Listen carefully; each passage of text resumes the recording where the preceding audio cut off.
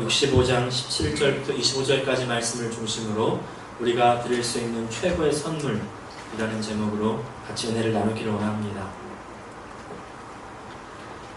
부모님께서 제가 어릴 때 하시던 말씀이 있습니다. 시험 올백 한 번 맞으면 소원이 없겠다. 올백 뭔지 아시죠? 네, 다 100점 맞으라는 거죠. 온 과목 다 100점. 올백. 올백 맞아라. 그래서 그런데 공부를 열심히 한다고 해서 다 올백 맞으면 무슨 걱정이 있겠습니까? 그렇죠?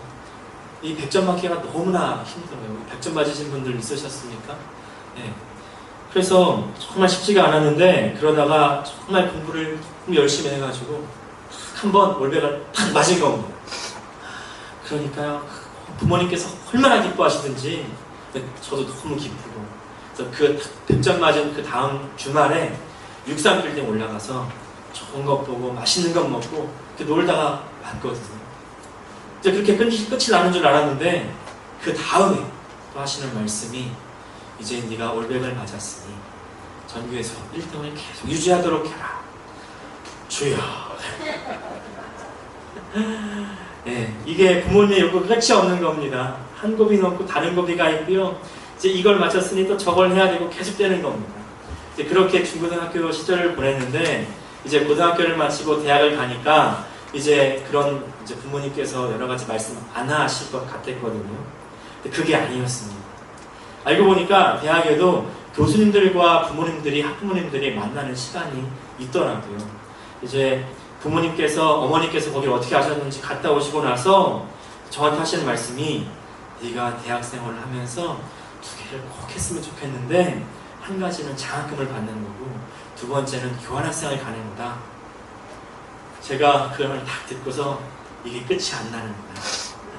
그런데 그것을 하면 부모님이 기쁘시다니까. 근데 부모님께서 이렇게 하시는 말씀이 저거 잘 되기 위해서 하시는 말씀인 걸 저 이미 알고 있잖아요. 예. 그리고 잘하면 저도 좋으니까 열심히 했어요. 열심히 해서 감사하게도 장학금도 받고 교환학생도 가게 되는데, 과에는, 대학교에는 반이 없잖아요. 과가 있죠. 과에서 1등 하면 뭐라고 하는지 아십니까? 과 탑이라고 합니다. 제가 과 탑도 했다는 거 아닙니까? 네. 그렇게 해서 캐나다 edmonton에 있는 그 엘버타 주립대학교에도 이제 갔다 오고, 부모님께서 그렇게 기뻐하시던 모습을 잊을 수가 없습니다. 그런데 이제 제가 딸을 낳고 보니까, 부모님이 되고 보니까요, 그 부모님께서 저에게 하시는 그 말씀, 그 심정이 이해가 되는 거 있죠. 지금 애가 아직 너무 어리잖아요. 이제 16개월, 17개월인데 근데 벌써부터 얘가 공부는 잘할 수 있을까? 얘가 혹시 피아노를 칠까? 바이올린을 킬까? 어떤 재능이 있을까? 이런 생각을 하면서 나름대로 계획도 짜보고 기도하면서 그렇게 이제 키우고 있습니다. 그런데요, 얘가 많은 계획도 있다가 한번 아파 보니까 이런 계획들이 온데간데 어디로 갔는지 다 없어지고요. 그냥 아무 걱정 없이 건강하게 그냥 그렇게 구김살로서 자라는 거 외에는 다른 소원이 없겠다 싶은 겁니다. 그제서야 제가 딸이 있다는 것 그 자체가 저에게 얼마나 기쁨인지를 깨닫게 되는 겁니다. 연아가 그냥 노는 것만 봐도 제가 너무 기분이 좋고요. 어느샌가 아빠 미소라고 하죠. 그윽한 미소를 가지고 연아를 바라보고 있는 제 자신을 발견하게 되고, 연아가 밥을 잘 먹으면 제가 너무 배가 부르는 거예요. 그리고 제가 제일 좋을 때 연아가 잘 때 그렇게 이쁠 수가 없어요. 그렇게 이쁘고 그렇게 기쁘고, 연아의 존재 자체가 저에게 큰 기쁨이구나, 그렇게 깨달으면서, 사실은 부모님이 저에게 바라는 것이 많이 있으셨지만 그러나 나 자신이 정말 우리 부모님에게 기쁨이었겠구나, 이렇게 깨닫게 되는 겁니다. 그런데 우리 신앙생활도 마찬가지 아니겠습니까? 우리가 하나님을 생각할 때 오해하는 것들이 많이 있는데, 그 중에 하나가 바로 내가 하나님을 기쁘시게 해드리기 위해서 예배를 빠지면 안 되고, 헌금을 많이 해야 되고, 또 봉사를 많이 해야 되고, 기도를 많이 해야 되고, 뭔가를 해야 되는 생각들이 많이 있습니다. 물론 신앙이 깊어지면서 우리가 신앙인이 되면서 해야 할 책임들이 있겠죠. 하지만 그러나 마치 제가 연하를 볼 때 마냥 기쁜 것처럼 하나님께서 우리를 바라보실 때 그렇게 마냥 기쁘고 즐겁지 않으시겠습니까? 내가 아직 하나님의 자녀가 되지 않았다면 하나님께서 내가 예수 십자가의 그 보혈의 공로로 말미암아 하나님의 자녀가 되는 것, 그것으로 너무나 기뻐하실 것이고요.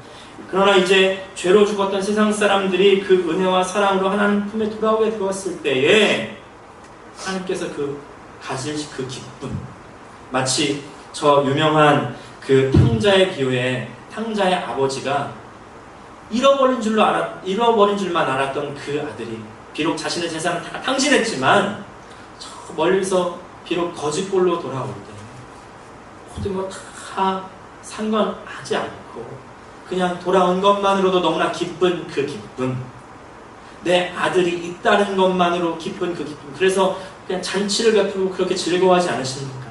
네. 오늘 우리가 본문을 보면요, 하나님께서 그 복을 받은 하나님의 선택한 하나님의 백성들에게, 하나님의 자녀들에게 하나님께서 새하늘과 새 땅을 창조해 주신다, 이렇게 말씀을 하십니다. 이곳은 어떤 곳입니까?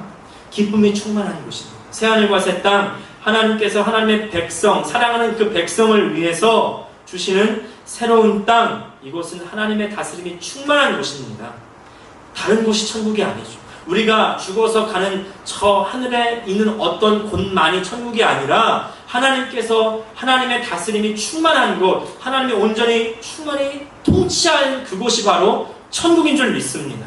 하나님이 다스리는 그 천국에는 슬픔도 없고 아픔도 없습니다. 눈물도 없습니다. 그곳에는 불의도 없습니다. 죄도 없습니다. 기쁨과 감사가 넘칩니다. 그것이 바로 천국의 상태인 것이죠. 17절, 18절 보니까 보라 내가 새하늘과 새 땅을 창조하나니 이전 것은 기억되거나 마음에 생각나지 아니할 것이라 너희는 내가 창조하는 것으로 말미암아 영원히 기뻐하며 즐거워할지니라. 사랑하는 여러분, 제가 이사야서를 통해서 계속해서 말씀을 드렸습니다.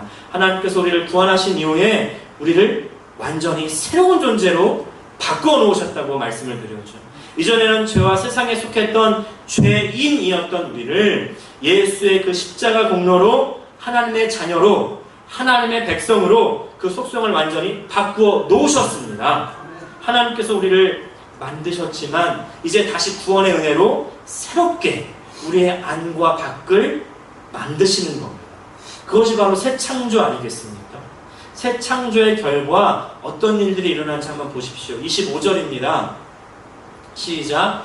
이리와 어린 양이 함께 먹을 것이며 사자가 소처럼 짚을 먹을 것이며 배는 흙을 양식으로 삼을 것이니 나의 성산에서는 해함도 없겠고 상함도 없으리라 여호와께서 말씀하시니라. 무슨 말입니까?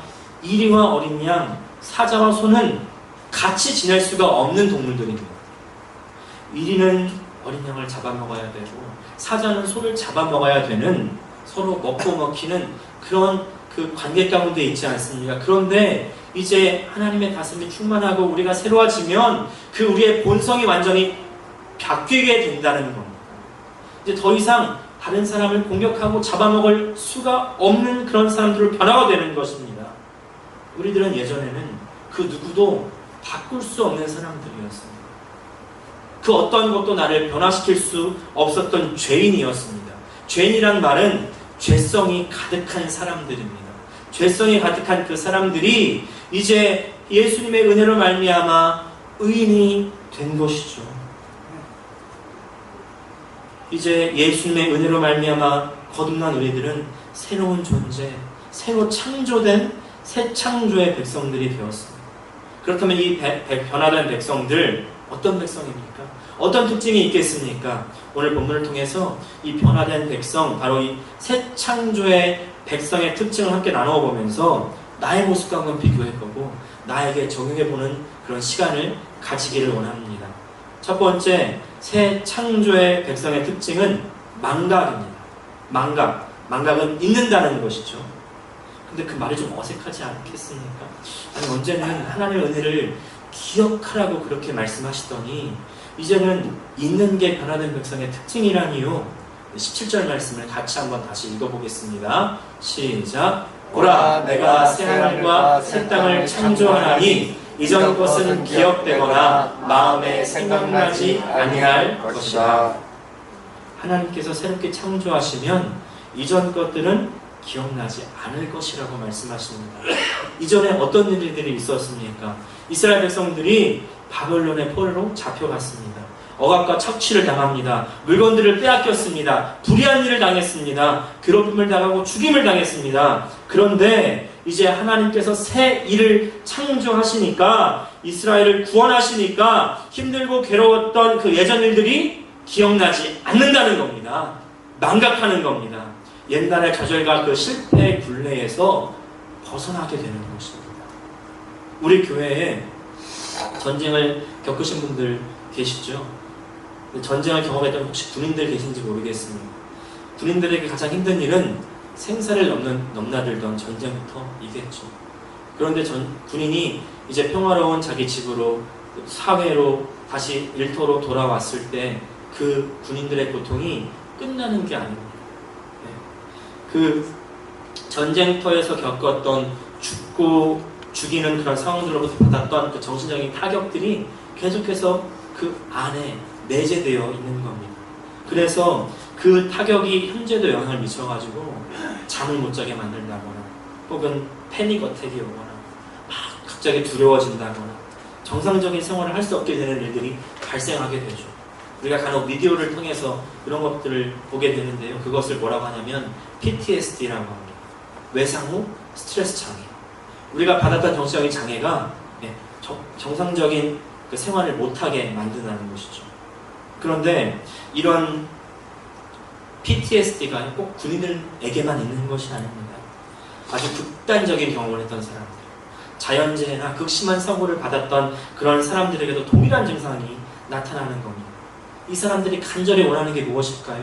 옛날에 겪었던 일들 다 좀 잊었으면 좋겠다, 이런 마음 가지지 않을까요? 그런데 사실 우리들은 정말 잊고 싶은 그런 기억들은 더 잊지 못하는 것 같아요. 사실 보면 우리를 정말 힘들게 하는 것은 지금 우리를 힘들게 만드는 그런 상황보다도 예전에 실패했던 기억들, 힘들었던 그런 기억들 아닙니까? 그런데 그런 상황들이 잊혀지지가 않습니다. 한이 맺히죠. 원한이 생깁니다. 그리고 그 분을 풀 수가 없습니다. 그 고통에서 벗어나지를 못하고 있는 겁니다. 그게 우리 인간입니다. 그런데 그 벗어날 수 없고 잊을 수 없는 그 고통에서 이제 하나님께서 잊게 만들어 주신다는 겁니다. 잊을 수 없는 고통, 그 아픔, 그 슬픔 다 잊게 해주신다는 겁니다. 그러고 보면 사실 망각은요, 하나님의 위대한 능력입니다. 사람은 잊을 수 없지만 하나님은 잊게 해 주십니다. 성경에서 가장 한이 많이 맺혔을 것 같은 인물 많이 있겠지만 누가 먼저 떠오르십니까? 저는 요셉이 먼저 떠오릅니다. 요셉 하면 어떤 이미지입니까? 꿈쟁이 요셉, 또 총리 되신 요셉. 그래서 저는 요셉 하면 망각의 요셉이라는 생각이 듭니다. 요셉 어떻게 살았습니까? 아버지로부터 편애를 받았지만, 사랑을 받았지만 그 편애 때문에 형제들에게 죽음의 위협을 당하죠. 그것 때문에 노예로 팔려가게 됩니다. 노예 생활을 죽도록 하고 있는데 또 억울한 일을 당해서 누명을 쓰고 사형수에 갇히는 감옥에 갇히게 되죠. 언제 나올지 모르는, 알 수 없는 인생 아니었습니까? 그런데 여러분, 이 요셉이 하나님의 은혜로 애굽의 제 1인자 바로 밑에 2인자, 바로 밑에 그 총리 대신이 되는 겁니다. 이제 요즘 말로 따지면 그 가장 밑바닥의 인생이 가장 위에 금수저가 되는 거 아니겠습니까? 이제 원래 밑바닥의 인생은요, 너무나 한스러운 인생이에요. 누가 조금만 뭐라 그래도 그 사람이 나를 욕하는 것 같고 고깝게 들리고 금방 서운해집니다. 특별히 요셉에게는 자신을 이렇게 밑바닥으로 떨어뜨렸던 사람들이 많이 있었습니다. 당장 형제들이 있었죠.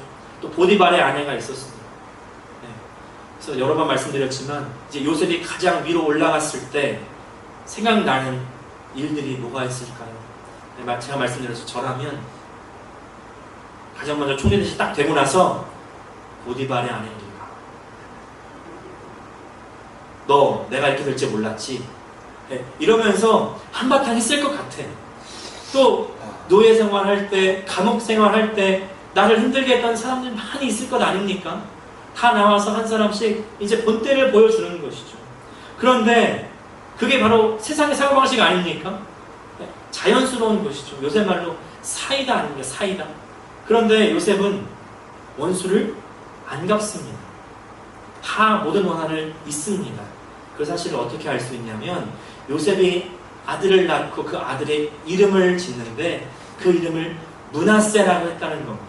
므낫세. 므낫세라는 뜻은 하나님께서 잊게 하셨다는 뜻입니다. 창세기 41장 51절 같이 한번 읽겠습니다. 시작. 요셉은 하나님이 나의 온갖 고난과 아버지 집 생각을 다 잊어버리게 하셨다 하면서 맏아들의 이름을 므낫세라고 지었다. 세 번역이었습니다.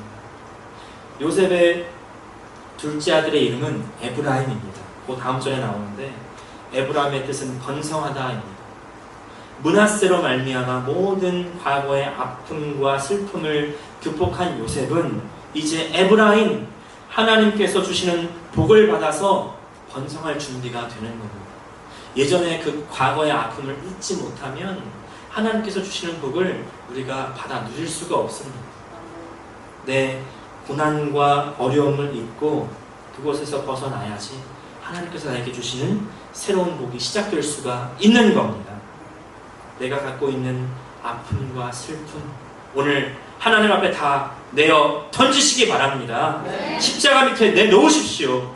하나님께서 은혜를 주시면 잊을 수가 있습니다. 왜냐하면 하나님이 주시는 기쁨이 있기 때문입니다. 새 창조의 백성 특징 첫 번째가 망각이었다면 두 번째는 기쁨입니다. 새 창조의 백성의 특징 두 번째는 기쁨입니다. 이제 본문에 기쁨에 대한 두 가지 방면이 있는데 첫 번째는 백성의 기쁨이고 두 번째는 하나님의 기쁨입니다. 우리 18절 말씀 또 다시 한번 다 같이 읽겠습니다. 시작. 너희는 내가 창조하는 것으로 말미암아 영원히 기뻐하며 즐거워할지니라. 보라, 내가 예루살렘을 즐거운 성으로 창조하며 그 백성을 기쁨으로 삼고. 하나님의 변화된 백성이 무엇으로 기뻐하는가 보니까 다른 것으로 기뻐하는 것이 아니라 바로 하나님께서 만드시는 것, 하나님께서 주시는 것, 하나님께서 새롭게 해주시는 것으로 말미암아 기뻐한다는 겁니다. 하나님의 새 창조로 본성이 변화받은 그 백성이 이제 하나님으로 말미암아 기뻐한다는 것입니다. 하나님이 주신 것으로 기뻐하는 사람들, 하나님께서 무엇을 주셨습니까? 하나님께서 이 자연도 주시고요, 살 집도 주시고 가족도 주셨습니다. 우리 먹고 살 수 있는 물질도 주셨습니다. 힘들고 어려운 일도 있지만 우리에게 하루하루 살 수 있는 생명도 주시지 않았습니까? 하나님께서 주신 이 모든 것들로 인해서 감사하고 계십니까? 사실 우리가 우리 가족들을 매일 보니까 별로 감흥이 없죠. 아니, 감흥이 없기만 하면 감사한데 이 원수가 따로 없다는 심정으로 혹시 지나진 않으십니까? 네. 얘기 들어보니까요, 남편은 내 편이 아니라 남의 편이라 남편이고, 아내는 뭐 하자고 하면 아내, 뭐 사자고 하면 아내, 그래가지고 아내에서 아내라고 그러는데, 네. 지금 내게 있는 이 가족들로 인해서 감사하시기를 바랍니다. 어머니 다니는 교회에 남편과 사별하고 이제 사별하시는 권사님들이 주로 모이는 그 권사님들 모임이 있으시다는 거예요. 저희 어머니도 거기 들어가시게 됐는데 아버지는 안 들어가셨습니다. 네. 그 같이 이제 모이게 되셨는데 그 권사님들이 우리 어머니께 그랬다는 겁니다. 아무리 왼수 같아도 지금 옆에 있을 때가 좋아. 있을 때가 좋아. 네. 아멘을 크게 하시길 바랍니다. 지금 옆에 있을 때 한 번이라도 더 사랑한다 말씀해 주시기를 바랍니다. 한 번 더 안아주시고요, 한 번 더 격려해 주시고요, 그 사람으로 인해서 감사하시고 기뻐하시기를 바랍니다. 그때 하나님께서 기뻐하신다는 겁니다. 우리 18절 후반절 그리고 19절 상반절 같이 읽겠습니다. 시작. 보라, 내가 예루살렘을 즐거운 성으로 창조하며 그 백성을 기쁨으로 삼고 내가 예루살렘을 즐거워하며 나의 백성을 기뻐하리니. 아까 서론에서 말씀드린 것처럼 하나님의 백성이 하나님이 주신 것으로 기뻐할 때 하나님께서 그 백성을 보고 기뻐하신다는 겁니다. 우리가 하나님을 기쁘시게 하기 위해서 무슨 엄청난 희생을 해야 된다고 생각하지 마시기를 바랍니다. 그리고 수요일에도 말씀을 드렸지만 하나님을 기쁘시게 하기 위해서 내가 무슨 고난을 당해야 되고 김재희 목사님처럼 내가 결혼도 하지 말아야 되고 주의 일만 그냥 줄기차게 해야 된다고 생각하지 마시기를 바랍니다. 그건 우리 착각입니다. 하나님이 가장 기뻐하시는 것 바로 자녀된 우리들 그 자체라는 겁니다. 할렐루야. 하나님께서 우리가 기뻐하시는 모습을 보시고 하나님께서 우리가 서로 사랑하는 모습을 보시고 우리가 서로 감사하는 모습을 보시고 가장 기쁘시다는 겁니다. 하나님께서 가장 기뻐하시는 것, 우리 신앙생활에 자꾸 우리가 만든 짐을 지지 마시기를 바랍니다. 뭐 자꾸 하려고 하지 마시고 주님 은혜를 그냥 기뻐하시기를 바랍니다. 그 은혜를 감사하시기를 바랍니다. 할렐루야. 마지막으로 새창조의 백성들 특징 세 번째는 나의 원함이 하나님의 원함으로 변화되는 겁니다. 다시 말해서 내가 원하는 것이 하나님이 원하는 것이 되는 것이고 하나님의 원함이 나의 원함이 되는 겁니다. 24절 말씀 같이 읽겠습니다. 시작. 그들이 부르기 전에 내가 응답하겠고 그들이 말을 마치기 전에 내가 들을 것이며 하나님께서 이 백성이 부르기 전에 응답하고 말이 끝나기도 전에 들어주신다는 겁니다. 아니 왜 부르기도 전에 기도가 채 마치기도 전에 응답하실까요? 하나님은 왜 이 백성의 기도를 들을 필요도 없을까요? 왜냐하면 이들의 본성이 이미 변했기 때문에 본성이 변한 하나님의 자녀들은 옛날에 구했던 세상 것을 구하지 않고 옛날에 즐겼던 세상 것들을 즐기지 않거든요. 이제 죄와 세상에 속한 것들 더 이상 기쁘지 않고 더 이상 즐겁지 않습니다. 이 자녀들이 구하는 것은 하나님의 나라, 하나님께 속한 것, 하나님의 나라, 그 나라와 그 의. 그런데 지금 우리는 무엇을 구하고 계십니까? 예수님께서 말씀하시죠. 마태복음 6장 33절 말씀 같이 읽겠습니다. 시작. 먼저 그 나라와 그 의를 구하라. 그리하면 이 모든 것을 너희에게 더하시리라. 한 번은 김재희 목사님과 기도에 대한 대화를 이어나가다가 김재희 목사님께서 이런 말씀 하시는 겁니다. 김 목사, 나는 기도할 때 내 걸 기도해 본 적이 없어. 민망스러워서 못하겠다는 거예요. 그러면서 우리 교회 힘들고 어려운 성도들 너무나 많은데 그 성도들 기도 다 하다 보면 결국 내 기도는 못한다는 거예요. 그분들 기도는 못해. 근데 지나고 보면 하나님께서 내가 원하는 걸 다 들어주셨어. 이러시는 겁니다. 그때 깨달아지는 게 있는 겁니다. 하나님께서 자기 일꾼 챙기시고 먹이시는구나. 그 일꾼이 자기 일, 누구 일? 하나님 일만 확실하게 하면 하나님께서 책임지신다는 겁니다. 지난주에 말씀드렸죠. 우리가 복과 저주 사이에서 무엇이 되기를 선택해야 된다고 말씀드렸습니까? 하나님의 종이 되기를 선택해야 된다고 말씀을 드렸습니다. 하나님 종이 된다고 해서 다 목사, 선교사 되는 건 아닙니다. 내가 있는 그 자리에서 하나님을 선택하십시오. 하나님의 종이 되십시오. 하나님의 일을 하십시오. 그러면 하나님께서 책임져 주십니다. 하나님께서 기쁨으로 책임져 주실 것입니다. 이제 이 말씀을 드리고 오늘 말씀을 마무리하려고 합니다. 유석경 전도사는 서울대 불문과, 프랑스어죠. 불문과를 졸업하고 사법고시를 준비하던 전도 유망한 청년이었습니다. 그러던 중에 아버지가 갑작스럽게 소천하시게 되면서 어떤 충격과 슬픔이 몰려온 겁니다. 이제 그것을 잊기 위해서 강사 일을 시작합니다. 10년간 열심히 아이들을 지도해 오다가 2010년에 미국에서 열린 한 전도 세미나에 참석하면서 선교사로 헌신하게 됩니다. 한국의 직장을 정리한 후에 곧바로 미국의 트리니티 신학교에 신학대학원으로 입학합니다. 이제 그 목회학 석사과정 3년이 지나고 마지막 한 학기만을 남겨놓고 이제 인턴 전도사 과정을 위해서 한국으로 들어옵니다. 그래서 지구촌 교회에서 사역을 시작했는데 들어오자마자 건강검진을 받았습니다. 그런데 그 건강검진에서 직장암 말기 판정을 받은 겁니다. 의사가 이야기합니다. 당장 수술하지 않으면 당신은 죽습니다. 처음 딱 그 말을 듣자마자 든 생각이 우리 아빠가 나한테 그러실 일이 없는데. 근데 곧바로 아버지가 하셨다면 뭔가 이유가 있겠지. 그런 생각이 들더랍니다. 수술을 해도 길어야 1년. 그런 의사의 진단에 수술과 항암 치료로 시간을 보내기보다는 남은 시간에 한 명의 영혼에게 더 복음을 전하며 살기로 결정했다는 겁니다.